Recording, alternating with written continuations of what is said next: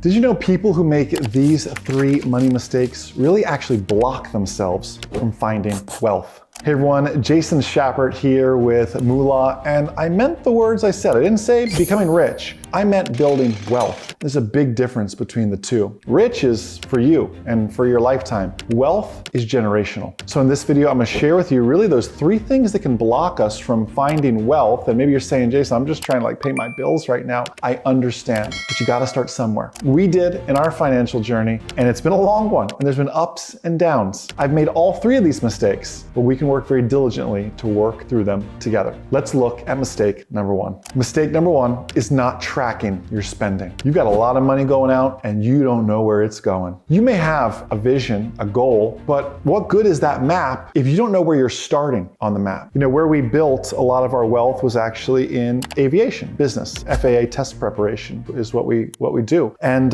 in aviation, I always know where I'm taking off from. I know where I'm going. And you know, I'm off course in my airplane like 99% of the time. I'm going around weather. Air traffic control gives me a different heading, and I'm constantly zigzagging, but I always know where I'm going. Your finances are exactly the same way. You need to know where you are. You need to know where you're going. Your path may be a zigzag. Who's ever had some zigzags in their path before? Leave me a comment down below, but know where you're going. Number 2 is relying on debt. Now, hear me on this one. I am not Mr. Anti-Debt, believe it or not. I'm okay with what I'd call good debt. What's an example of good debt? Your mortgage can be good debt.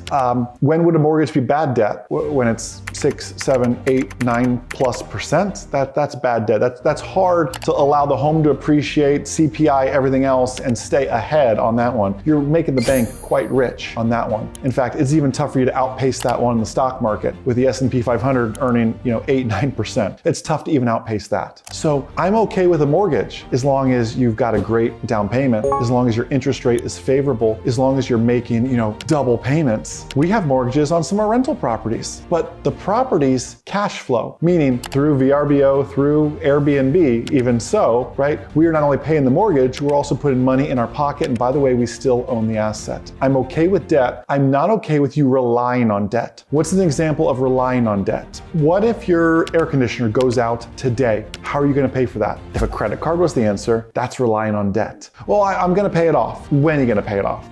Can you really pay it off in 30 days? I'm okay with credit cards, by the way, as long as you use them like a debit card and pay it off at the end so you get your reward points, whatever you want. I'm totally okay with that if you want your reward points. Treat your credit card like a debit card though. Don't rely on debt. And number 3, not investing early enough. I started investing early, but then whenever I found myself in a jam, that's the account I would go to. And boy, touching that was the wrong thing. You have to invest, allow it to compound, and let compound interest take over. We are very, very blessed now because we made a lot of these mistakes early, but sometimes we're not always fortunate to make those mistakes early enough. Get started today in making smart investments. Look for low-cost ETFs. You can speculate a little bit, have a little bit of fun, that's fine, but the balance of your portfolio should be low-cost ETF. I said ETFs and index funds, by the way. I didn't say mutual funds. I'm not a big fan of mutual funds. These actively managed funds, last year, only 25% actually beat the S&P 500. Then just go buy a low-cost index fund that mimics the S&P 500. If you've got a 1 in 4 chance of maybe beating it, you might as well just follow the benchmark.